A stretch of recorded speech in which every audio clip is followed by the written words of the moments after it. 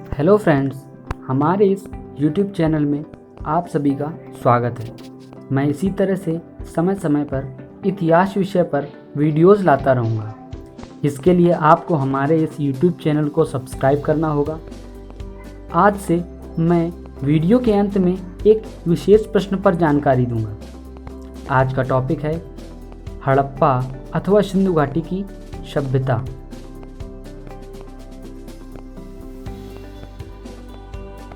इस सभ्यता की खोज किस तरह से हुई और इस सभ्यता की प्रमुख स्थलों के बारे में जानकारी दूंगा।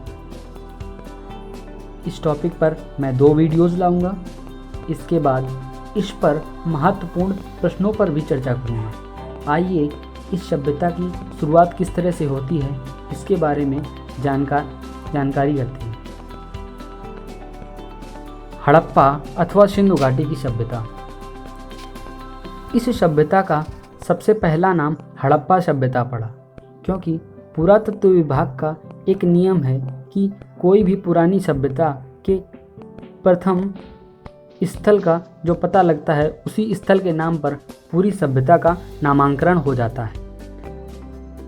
हड़प्पा नामक स्थान का पहले पता लगने के कारण इस सभ्यता को हड़प्पा सभ्यता के नाम से भी जानते हैं। सिंधु घाटी सभ्यता इस वजह से कहते हैं क्योंकि यह सभ्यता नियर सिंधु नदी के विकसित थी। सिंधु नदी के आसपास यह सभ्यता विकसित थी। इस वजह से इस सभ्यता को सिंधु घाटी की सभ्यता भी कहा जाता है। इस सभ्यता का सबसे नवीनतम नाम सरस्वती घाटी सभ्यता है। यह सभ्यता 2500 BC से 1750 BC के बीच विकसित हुई। आइए जानते हैं कि इस सभ्यता की जानकारी हम लोगों को किस तरह से हुई।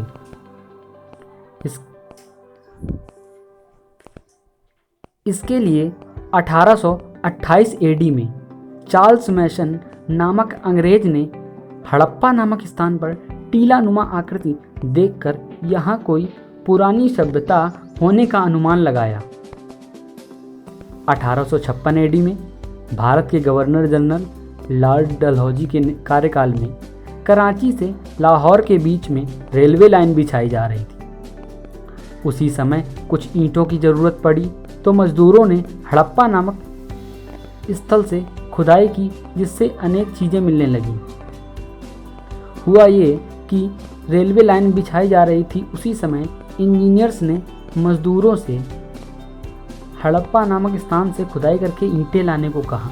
मज़दूरों ने वहां जाकर खुदाई की। मज़दूरों ने अपने हिसाब से खुदाई की तो उन्हें वहां पर अनेक चीज़ें मिली, जैसे कि मिट्टी के बर्तन, कांस की वस्तुएं एवं पुराने ज़माने की चीज़ें मिली। उन्होंने यह जानकारी अपने अधिकारियों को दी। अधिकारियों ने यह जानकारी अपर अधिकारियों को दी। अपर अधिकारियों ने वहां पर रेलवे लाइन के कार्य को रुकवा दिया और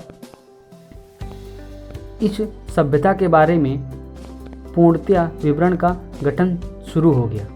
1863 में भारतीय पुरातत्व विभाग का गठन हुआ। इसका कार्यकालय कलकत्ता बनाया गया। भारतीय पुरातत्व विभाग के प्रथम डायरेक्टर अलेक्जेंडर कनिंघम बने, परंतु उस समय हड़प्पा सभ्यता की खुदाई शुरू नहीं हुई।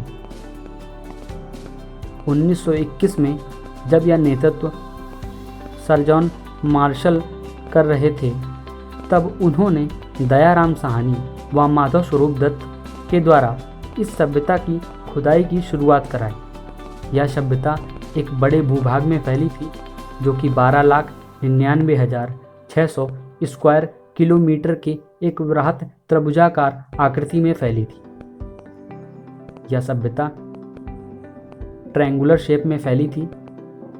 उत्तर में इसका सबसे दूरतम स्थल माड़ा मिला है, जो कि कश्मीर में स्थित है। यह स्थल चेनाब नदी के पास में था। दक्षिण में दायमाबाद, जो कि महाराष्ट्र में है, यह स्थल प्रवरा नदी के पास विकसित था। पूर्व में आलमगीरपुर में, जो कि आधुनिक मेरठ है, हिंडन नदी के पास यह सभ्यता विकसित थी एवं पश्चिमी छोर में सुतकांगेडोर जो कि आधुनिक पाकिस्तान में दशका नदी में यह सभ्यता विकसित थी। इस सभ्यता का विकास पूर्वी पाकिस्तान व उत्तरी पश्चिमी हिंदुस्तान के 12,99,600 स्क्वायर किलोमीटर के विशाल क्षेत्र में त्रिभुजाकार आकृति में फैला। ये सभ्यताएं नदियों के किनारे विकसित थीं। ये सभ्यताएं अपनी समकालीन सभ्यताओं के साथ जलीय मार्ग द्वारा व्यापार करती थीं। यह सभ्यता कांस्ययुगीन सभ्यता थी। जिस समय कांस्य धातु का विकास हुआ उसी के करीब यह सभ्यता अस्तित्व में आई, क्योंकि इससे मिलने वाली अनेक चीज़ें कांस्य धातुओं की मिली हैं। ऐसा माना जाता है कि सिंधु घाटी सभ्यता के संस्थापक द्रविड़ लोग थे। इस सभ्यता का समाज मात्र सत्तात्मक था। परिवार की मुखिया माँ होती थी। यह एक शहरी सभ्यता थी।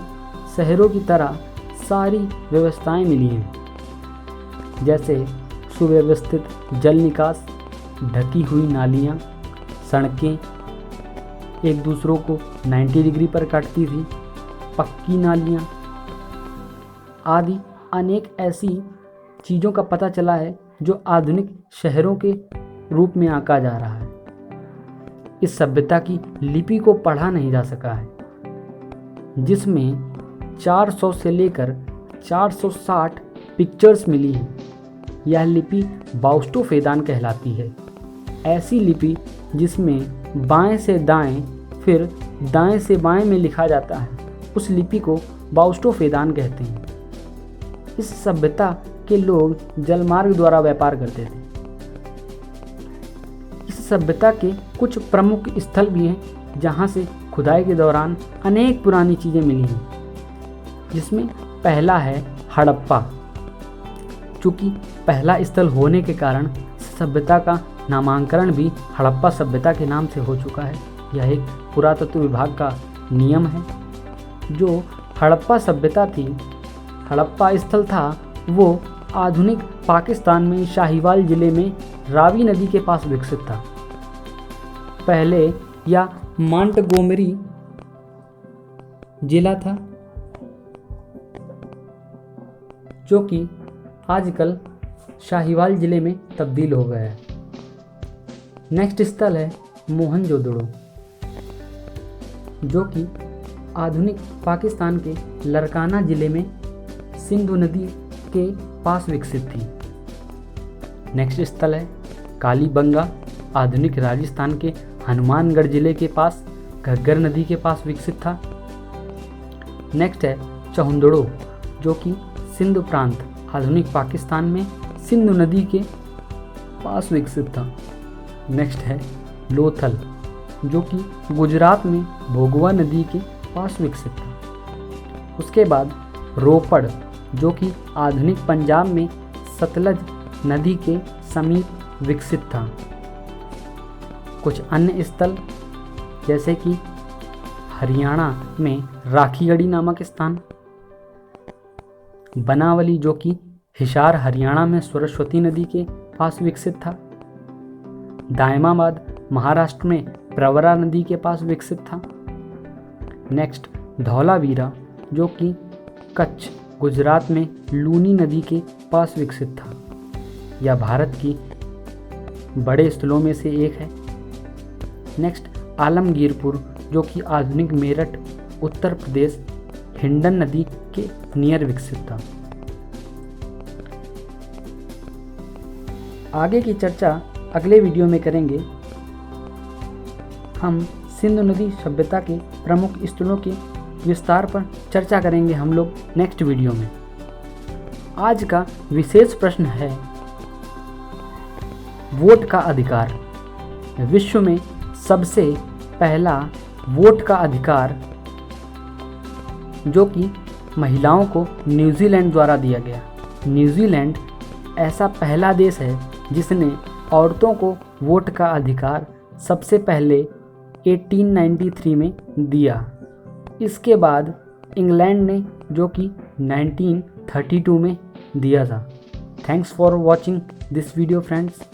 नेक्स्ट वीडियो में हम हड़प्पा काल के प्रमुख स्थलों के बारे में विस्तार से चर्चा करेंगे। आज के लिए इतना ही। थैंक्स।